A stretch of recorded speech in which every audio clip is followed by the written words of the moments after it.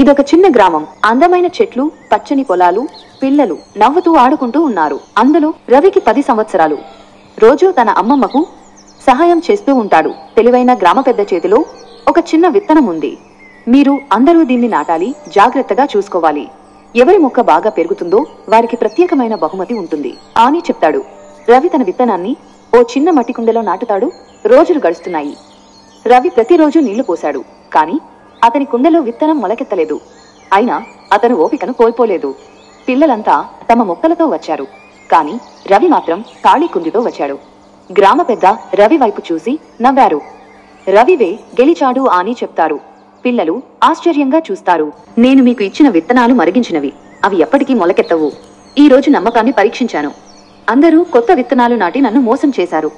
కాని రవి మాత్రమే నిజాయితీగా వ్యవహరించాడు అని చెప్తారు. పిల్లలు అందరూ అర్థం చేసుకుంటారు. సంవత్సరాలు గడిచాయి. రవి గ్రామంలో చాలా గౌరవం సంపాదించుకున్నాడు. నిజాయితీ అన్నది ఎప్పుడూ విలువైనదే. అది మన జీవితాన్ని తీర్చిదిద్దుతుంది. వచ్చే వీడియోలో మరిన్ని మంచి కథలు తెలుసుకుందాం. మీ అమ్మమ్మ కథలు.